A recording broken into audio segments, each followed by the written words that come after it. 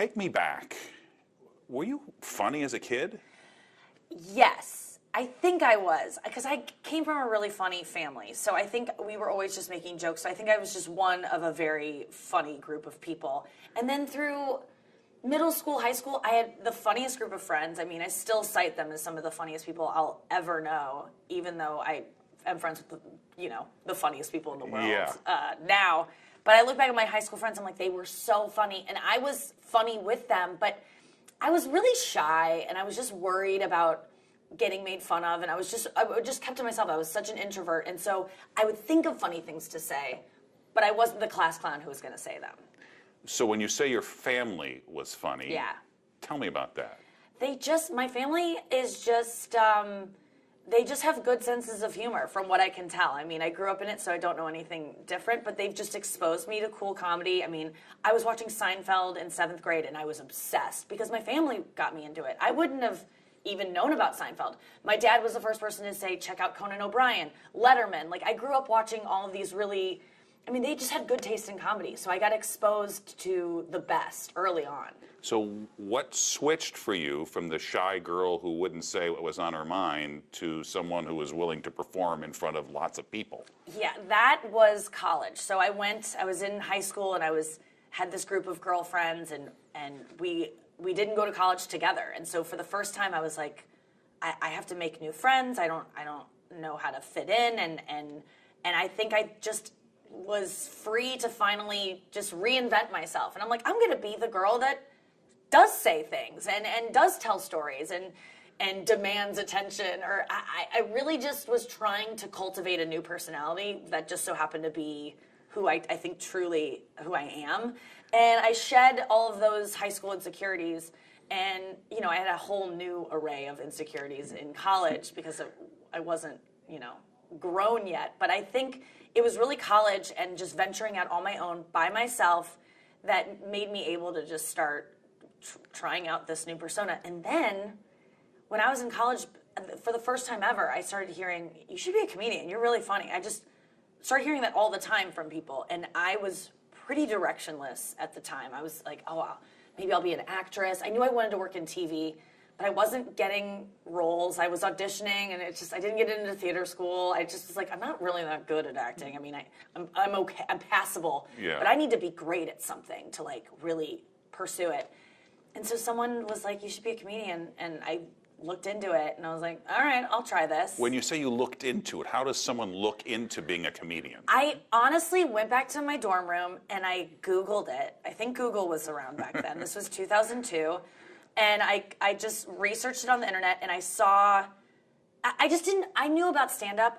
My parents weren't huge stand-up fans. I mean, they definitely liked it, but we weren't consuming stand-up in my house, so I didn't even know how that world worked. Yeah. I didn't even know if women did it. Yeah. I honestly could name a handful of women, but I was like, is this even something that women are good at? I don't know what I was thinking. But then I Googled it, and I saw Sarah Silverman, and that changed everything, because that was the first time I was like, oh, not only can women do this, but in my opinion, they can be the best at it. I was like, this is the best thing I've ever seen. And I was like, oh, I'll do that. So I just emulated her for many years. So what did you do? What was your next step? So the next step was, so people just kept telling me, you should be a comedian. And then one day, one of my friends that had been telling me this over and over ran into my dorm room with a flyer she had grabbed, pulled off a tree probably on campus that said stand-up showcase. And it was like, sign up to try stand-up. And she was like, you're doing this, and slammed it on my desk. And I was like, well, I guess no one else is now because you took the flyer. So it'll just be me. So this is at the University of Kansas? This is at the University of Colorado. I went for okay. my freshman year, I went to Colorado, and I just went as far as I could to ski and,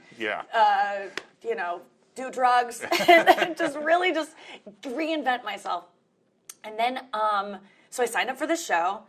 And I was like, I guess I'll write jokes. I don't even know what that is. But what I essentially did was watch Sarah Silverman, watch Wendy Liebman, watch and pretty much those two. And I just started writing for them, essentially, because I didn't know what to write for myself. Because I was like, what am I into? I don't even know. I'm an 18-year-old who hasn't even really lived life. What am I going to make fun of? So I remember just when everyone else was studying for finals, we were in this like study lounge. I was sitting around trying to like observe people being like, what do comedians talk about? Okay, that girl is dumping the remnants of a chip bag into her mouth I remember this, I saw this girl just trying to get at the last crumbs in this chip bag, and then she did the shoot where it just all flew in, and I was like, that's something that's funny. Like, I remember just starting to see the world like a comedian looks at the world, like mining things for funniness. And then and then I did that show. How did that go? Oh man, and every comedian that still does comedy will tell you their first show is the best time they've ever had, because you wouldn't do it again if you bomb your first time. It is so painful to bomb. You would never do it again because you're like, that was the worst feeling I've ever felt. Why would I put myself through that? But if you do well your first time, you always remember that, and you can bomb a million times, but you remember it was good that once, and I'm going to get that back. And so the first time I did it, I remember my best friend was holding her cell phone so that my dad and mom could listen to my set from St. Louis, and I got off stage. I probably did 3 minutes, but it felt like 20. I remember being like, I did 20, which is an insane amount of time to do as a first-time comedian. Yeah. But I got off stage, it went great, and I just remember having this really, Hallmark movie moment where I was on the phone, and I called my dad, and I was like, I know what I want to do for the rest of my life. Like, this is it. I'm doing this. And I said, I want to drop out of school, and I want to just start going to comedy clubs, and I want to be a touring comedian. Like, I just killed. That's the natural next step. That's it. And I remember my dad being like, why don't you stay in school, and you could do this on the side. And that's what I did. I went back home to St. Louis for summer break, and my dad brought me up to the Funny Bone to go look at an open mic night on Tuesday nights. It's still going on. And there was a little table tent that said, there's a summer comedy class. And I signed up for that. And I started going to these comedy classes at the Funny Bone in the summer of 2003. And the rest is history. I mean, I was hooked. And, comedians make fun of comedy classes. Like, you can't learn it in a class. But what I got out of that class was, I did learn a lot, and I met other comedians. I think it's a great way to start. Yeah, you learn to move the mic stand behind you as soon as you start. Don't just leave it there the whole time and hang on it, because that's an amateur move. You learn just like the basics about the light. They're going to give you the light, and that means you have 2 minutes to wrap up. And if you get the light again, you're never welcome back. Like things like that. And when did you start writing for Nikki Glaser as opposed to Sarah Silverman? That probably took, what most comedians say is it takes 10 years to find your voice. And what do you say? I would say it took 10 years to feel like I was good and to be really confident. And that's because I have a lot more self-awareness than most comedians. I'm not one of early on comedians think, oh, I'm the best. And yeah, I did have that first set where I was a little delusional. But you quickly get put into your place. And I realized, oh, this is going to take 10 years. So I remember telling my dad, I started in 2003, and I needed my parents' support when I moved to LA right out of college because I was struggling. I was babysitting during the day. I was doing shows at night. I was drinking too much. I was partying. But I was really focused on stand-up. But I told my dad, I was like, I am going to maybe need your financial support here and then until I'm 27. Give me till I'm 27, because I was like, I think I just need that amount of time. So I started when I needed about 10 years until I was able to make money myself. And then I said, if I'm not making it by then, I'll try a different career. And they supported me till then. They were great. And now I'm supporting them.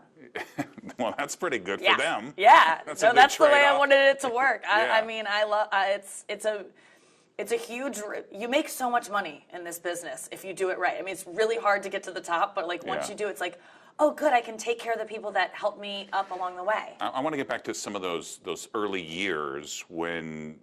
Explain to us what it's like for a touring comedian to go to the funny bones of the country in Des Moines, in Montgomery, Alabama, wherever it is that you're going, and what that life is like, because you're not getting rich doing that. No. So starting out in comedy, there is no money to be made until you are a headliner. There really isn't. It's the middle acts and MCs are still getting paid the same amount as when I started 16 years ago. So there's been no increase due for inflation.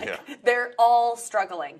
And it's really rough. And it's so funny because I fought so hard to get into clubs, to get these bookers to put me in these middling spots where I would drive 5 hours to spend the weekend in a comedy condo, which is what a club puts comedians up in instead of buying a hotel room for the club, for the comedians.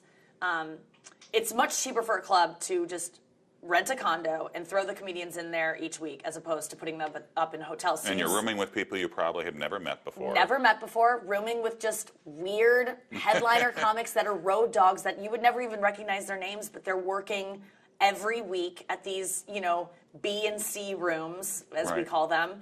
And then you finally, so I was staying at these comedy condos with these, I was like a young girl staying with these like grizzled old men who had been in the business for God knows how long. And it was a weird life. And you're staying in these gross condos. I mean, a lot of that life was documented in this documentary I did called I Am Comic, where they flew to Tampa and kind of filmed me staying at this comedy condo in Tampa, Florida, which is one of the ones that's been around forever. And every week there's just a new comedian staying there and leaving behind gross stuff. And I mean, it's just, it was a crazy life. And And it never deterred you. No, it was just what you had to do. It never bummed me out. It never depressed me. It never felt like work. And I always tell comedians that if this ever feels like work to you, you're probably not going to make it, because it should be exciting the whole time. Because true comedians, I find, are just, the first 10 years, obsessed with comedy. They'll do anything to get on stage. They will pay people to put them on stage. I mean, you fight tooth and nail to get stage time. And then once you make it, you can finally... I've been doing it 16 years, so I'm not as obsessed anymore, and I can turn things down. But it's hard to at this point. When you do make it and you get offered things, turning things down as a comedian is just, you don't do it. You take every chance you get. And that's why people like Joan Rivers, at her age, until she died, was accepting every offer, because she started out where that's what you had to do, and it's hard to lose that. Yeah. And it's still hard for me to turn things down. What would you say was your first real big break? So my first big break was that was my senior year of college. I auditioned for Last Comic Standing. I was going to school at KU, and I was friends with all the local comics there. They were like older guys, in their 20s, 30s, and they were all been doing comedy for a while, and they found out about the Last Comic Standing auditions in Chicago, and they were like, we're going to go wait out in line, and we want to audition. I'd been doing comedy like 2 or 3 years, and I was like, I'm not doing this show. This show is for people who are really good. I've watched it before. And they said, come on this road trip. So I go on the road trip with 10 guys in a passenger van. We drive to Chicago, so much fun. Hanging out with comedians is the best time. We get a hotel room, we wait in line, and I auditioned for Last Comic Standing. And my only goal was like, I just don't want them to say anything mean. I just want them to say, oh, you're too young, but you got promised. That's all I wanted. And they did say that. And then when I was walking off after my audition, I felt like, oh, good. Like, they didn't say anything mean. They just said I was too young, which they're right. And then I heard one of the judges say to the other one, I really liked her. And then the other judge goes, well, I could be convinced. And I don't know what happened in my mind, but I ran back up on stage and I was like, can I do another joke? And they were like, sure. And I did one more joke and they were like, okay, we'll see you tonight. And I was like, okay. And I advanced to the semifinals that night. And it was, out of everyone who auditioned in Chicago, it was like 30 comedians performed that night. It was wild. It was so exciting. It was my first television shoot. And then I got selected out of that 30. There were 3 of us that got sent to LA to go to the semifinals for Last Comic Standing. So it was like, that was the top 40. And I got flown to LA. It was my senior year of college. I was still studying for finals. I was about to graduate. And I got flown to LA. And then once I was out there, I was like, oh, well, now I'm a comic. I'm on Last Comic Standing. Right. This is my life. Yeah. I'm going to move to LA right out of college. I've made all these connections. I've been on Last Comic Standing. Clearly, the business will open up to me when I move to LA. And so then I moved to LA out of college and struggled for a really long time. And then my next big break was I got The Tonight Show. I did The Tonight Show with Jay Leno before he left the first time. So this is 2009, January. Tell me what that was like when you first found out you were going to do it, and then preparing for it and going out there. Yeah. So the guys that judged Last Comic Standing were the same. They were the bookers for The Tonight Show. Oh, wow. So I met them that night in Chicago, and they were aware of me. So when I moved to LA, they said, hey, we should work on a set together. That's what you do. You work on a set with the bookers, a 5-minute set. Let's start working on a set so that it's ready, and then you can do The Tonight Show. And I was like, great. So I work on a set with them. They come see me a bunch. They go, tweak this. I finally get it to where it is. And they go, that's it. That's the set. We're good. And I'm like, great. I call my parents. I'm like, I'm going to be on The Tonight Show. This is summer of 2008. This is summer of 2007. And I'm like, telling everyone I'm going to be on The Tonight Show. I hear people going, I have friends that are going by NBC, and they're like, your name is on the board. Like, you're going to be on. And I'm like, this is happening. And I wait, and months go by, and I don't hear from them. And I'm like, all right, well, and I hear from my friends, like, sometimes you wait years, and And one day, January 27th, 2009, I wake up at 11 o'clock in the morning to a no ID, caller ID, a private number, and I think it's a creditor, which had been calling a lot at that point. And for some reason, I'm like hungover, it's 11, I'm like, my life isn't going great. I'm kind of out of money. I'm ready to move back home to St. Louis because my parents are like, we can't keep just like giving you money and what's to show for it. It's been years since anything had happened for me. I pick up the phone just because I'm like, I'm going to face this creditor who keeps calling me. And they're like, hey, Nikki, it's The Tonight Show. We had a dropout. Can you be there? Can you be here in 4 hours? And I was like, yeah. And I'm like, fixing my hair and clearing my throat, and I'm like wiping the sleep out of my eyes. I had nothing to wear. I had my hair, like my roots had grown out. I was like, I have to get my hair done. I have to go get an outfit, and I have to remember what set they approved because that was years ago. My set has changed completely, so I had no idea. I go shopping. I'm running around town. And then I'm like, what is the set? I don't even know the set. And I had a DVD from that night that was buried somewhere in my house. So I'm digging through, and I finally found the DVD, and I get a call that my car service is there to pick me up to take me to Burbank. My God. And I watched the DVD on my laptop in the back of the car, which is a mile drive because I live in Studio City. And I watch it, and I study it, and I'm like memorizing it, and I'm like, okay, this is it. I get out of the car. The bookers are like, okay, can you do the set? Because we don't know what it is either. And I'm like, and I delivered it, and they're like, perfect. And I was like, ah! So I did The Tonight Show within 7 hours of like finding out I was doing it. Cow. And I was the second guest on the show, which usually the comedian is like the last guest. Yeah. Paula Abdul called in sick that day. So thank God for whatever she was going through that morning. I got to fill in for Paula Abdul. And then I had a great set. It was awesome. I was like, my life is going to change.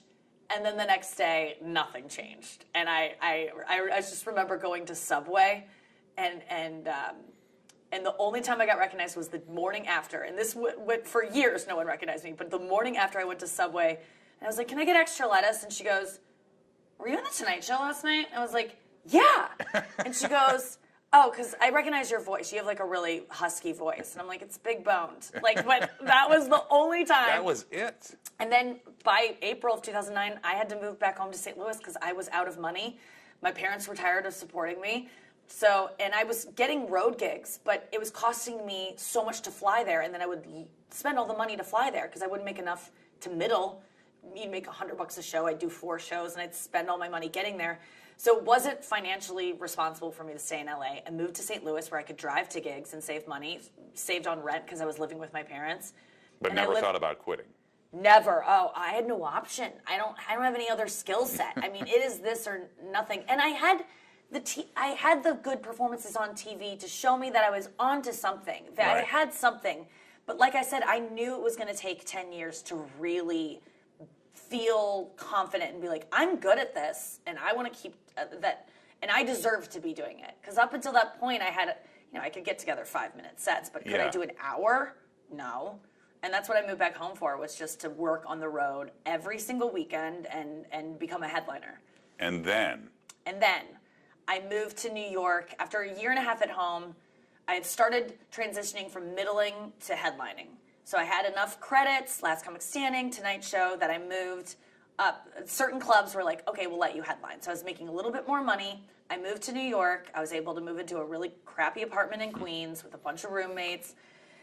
And then I just started trying to like build my life there and get to know the scene there. And I was grateful because I had friends there who I had met online, Amy Schumer being one of them. I mean, she was someone that I saw on MySpace when I was living in LA. I stumbled upon her profile, and I was like, this chick is funny. I mean, she wasn't the Amy Schumer we know. I mean, she was like me. We both started at the same time.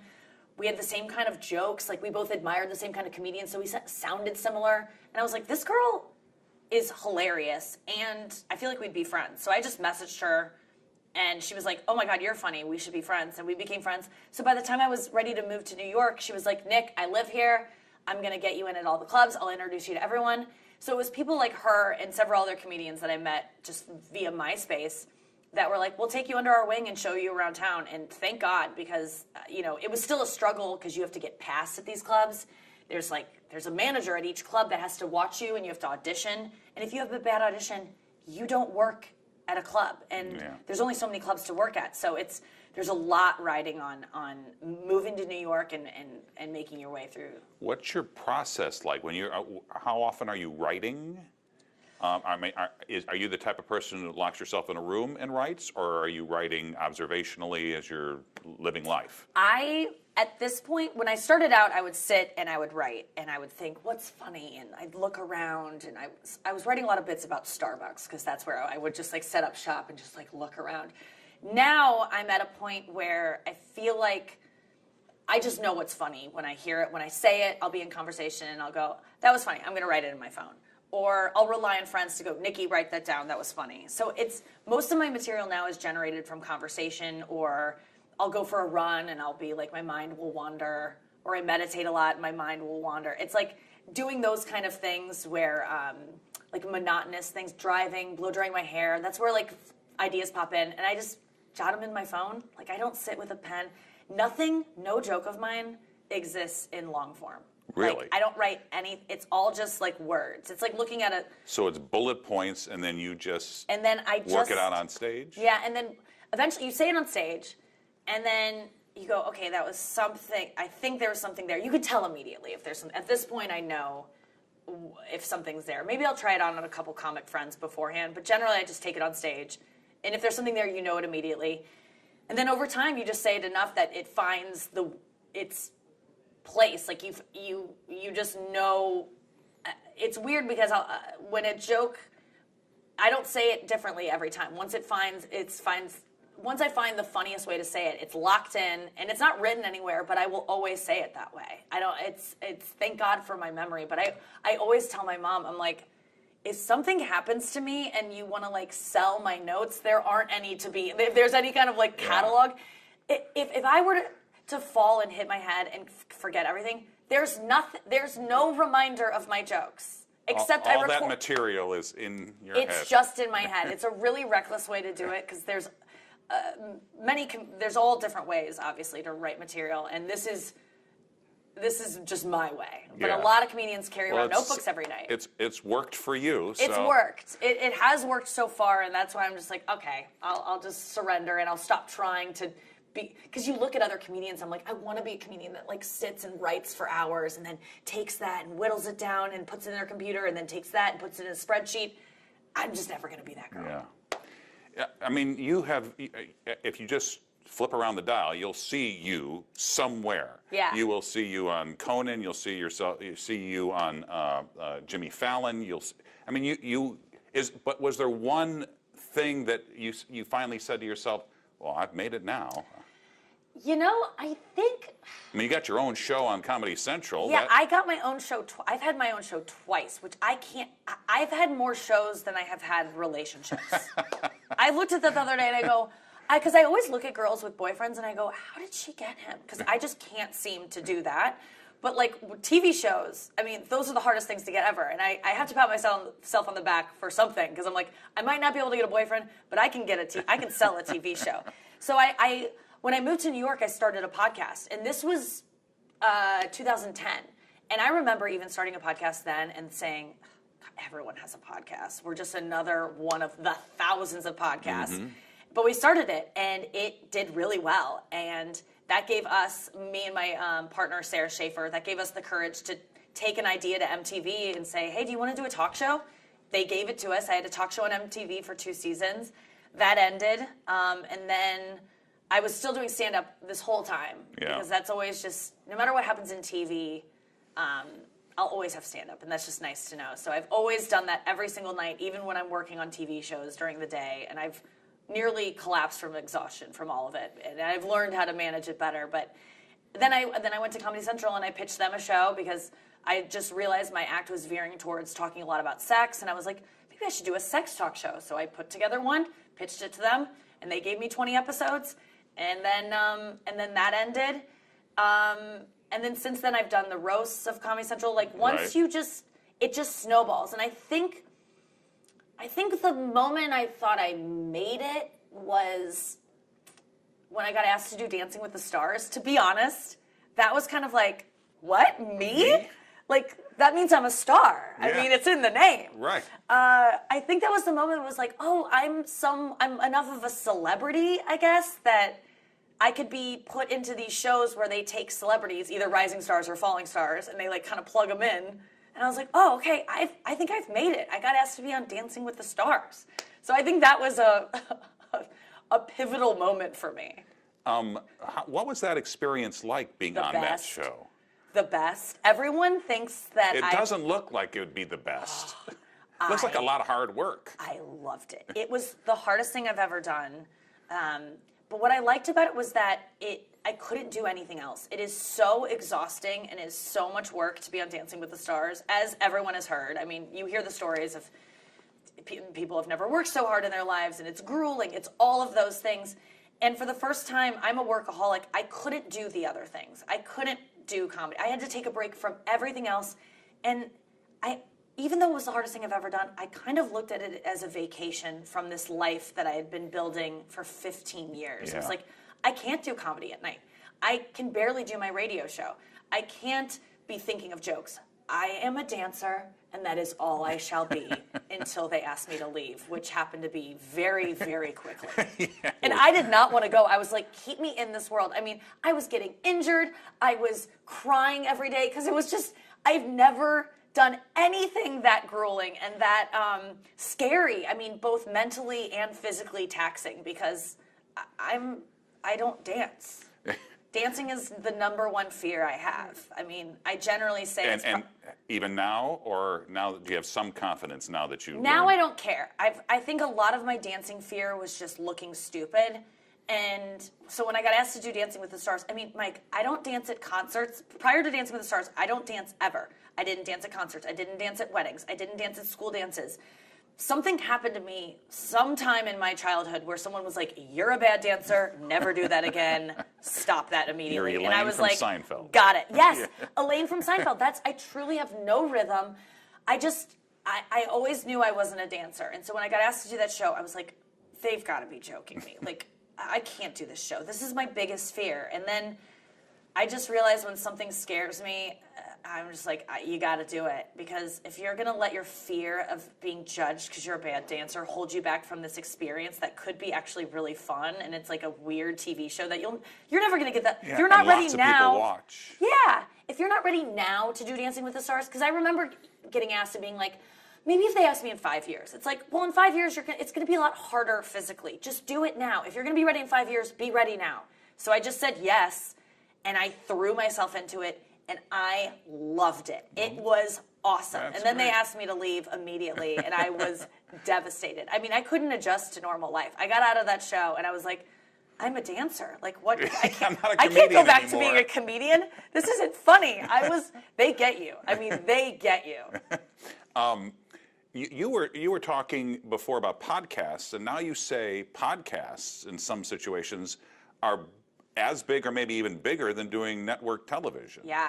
Podcasts are the new, like, Johnny Carson inviting you over to the couch. I mean, it can break you as a comedian. And and open you up to so many new fans. I mean, people are listening to podcasts every single day, and it's intimate. You're in their ear. They feel like they know you. And there are a lot of comedy podcasts that are specifically targeting people who like comedy. You know, when you watch TV, when you on TV, you're you know, when I was on Dancing with the Stars, I was like, oh my gosh, my club dates, I'm going to start selling out. I mean, this is middle America. Everyone watches Dancing with the Stars. People who watch Dancing with the Stars aren't necessarily going to the nightclubs. So you might be seen by a lot of people, but it's not going to amount to more ticket sales. But if you're on a podcast like the Joe Rogan Experience, I mean, those are comedy fans listening to you, and it's long-form conversation. They feel like they get to know you. You talk about serious stuff. You get to be funny.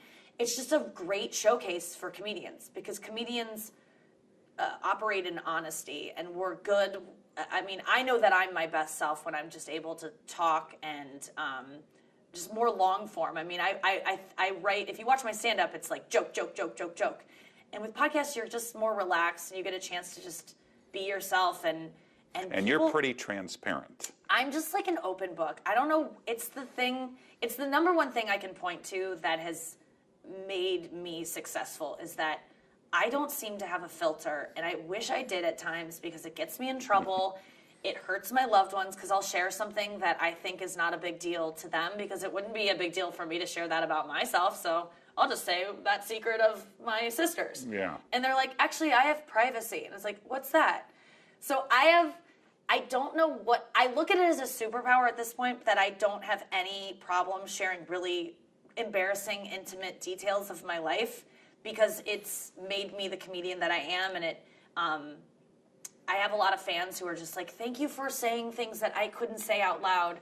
So I appreciate that, but it's also, it gets me in trouble as much as it's benefited me. What haven't you done that you want to do? Do you want to be in movies? Do you want to write movies? What is it that you want to do? I think what I want to do that I haven't done is reach a wider audience. I mean, I'm taping a Netflix special coming up, so I haven't had that Netflix pop of like, here she is. I have specials out there, but they're kind of buried on different platforms at this point. I mean, it's really hard. They're not that hard to find. Just they're not that, because I've found them. Well, thank you. But I did a special for Comedy Central, and I did one. I did a half hour for Netflix, but I'm doing this hour for Netflix. I think is really going to break me to a wider audience. And in terms of what I used to have certain goals where I was like, I want to host the Tonight Show, but I just see the industry changing so much that I don't know that the Tonight Show is going to be the same thing that it is by the time I get around to being up for it. Yeah. And will I want that life 5 nights a week? Well, I had all these goals, and now I'm kind of looking at my personal life, and I'm thinking, well, I'd like a family, and I'd maybe like to settle down, whatever that means. So I think some of my goals have become more inward, more personal for me. It's like, I want to find love. I want to have a family. I want to just be happy, and whatever that means. But career-wise, I would like to be in movies. I'd like to act more. I don't want to write movies, because I just know that I'm not someone who wants to be cooped up over a laptop all day. I mean, yeah. I would rather, I like being myself on TV, so I'd like to do more just appearances on shows. I'd like to host a version of a talk show that lets me be myself. I mean, I get to do that every morning. Every morning on Sirius. On Sirius, on Sirius Channel 95, Comedy Central Radio. I have a morning show Monday through Thursday for 2 hours every morning, 9 to 11. And it's almost, I mean, it's almost like listening to a podcast. I mean, you can watch it, or listen to it, but it's almost like a podcast. Because, it is. Because it's, I mean, again, you're a wide open book. Yeah, you know a lot about me. That's the thing. If people listen to my show, I'm always like, oh God, you know more about me than close friends do. Because I really just, you talk for 2 hours, things come out. Sometimes there's no headlines that you really want to go over, and so Justin Bieber hasn't done anything that day. So you're like, oh, I'll just share this intimate thing that happened last night that I probably will regret sharing. But so yeah, I do a podcast pretty much every morning, and it's great because a lot of material comes out of that too. every morning I'm just kind of like purging all of this stuff that's and you have a lot of in my head. comedians on. We have comedians on all the time. It's a great way for me to just riff with other comics and showcase new comics that I'm excited about, and it's great. I mean, I got so lucky in finding comedy when I did at a young age, and I'm so grateful to my parents for being supportive along the way, and my dad taking me to the Funny Bone open mic. I wouldn't have known that there were open mics. I just look back and I'm like, I'm so lucky that I found it early, because it takes that long to get good. And I'm 34 now, and I'm reaping the benefits of this amazing life. I have the most interesting friends. I have just, the comedy community is so supportive and such a, it's the funniest people in the world are people that I get to see every single night. Yeah. And people go, why can't you date a normal guy? Well, maybe that's why. Because I'm dealing with the funniest people constantly. Because you're constantly being entertained everywhere I go. Right. It's every night. It's hard to let that go. It's hard. It is. It's hard to let that go when also I'm funny, so I value funniness in other people, and it's pretty insulated at times. You're now a New York girl. You also live in LA. How does St. Louis fit into your life? What do you think St. Louis has meant to you and Nikki Glaser? I get back to St. Louis as much as I love St. Louis. Like I really, if I would not be living in New York or LA if I could not live there. If the industry moved, if Hollywood moved to St. Louis, I would be so If you could arrange grateful. that, I think people would be very I think with grateful climate change, it's going to force the industry to settle in the Midwest when the oceans start rising. But until then, I have to just be in New York or LA. But St. Louis, to me, it's just all the funniest people I know are here. I mean, I grew up with so many funny people. My boyfriend for 6 years, I found him in New York. He's a St. Louisan. Like, I find people in New York and LA to surround myself with from St. Louis, because we're just, I mean, I've taken this St. Louis energy about in the country. Let me just tell you, we're nice. People always are like, I can tell you're from the Midwest because we're nice to your face. And we're funny. I don't know, but there's something going on in St. Louis. We're funny. We're nice. I mean, I'm tooting our own horn, but there's something special about this place. And I am friends with so many comedians who dread going back to their hometown. They just, from the get-go, they wanted to get out and do bigger and better things. And any person I meet from St. Louis, I mean, I run into Andy Cohen at SiriusXM. His studio is right next to mine. We talk about St. Louis on the elevator up to work several mornings a week. I mean, there's a pride that comes out of living here that you don't lose once you go to the big metropolises. I'm so proud to be from St. Louis.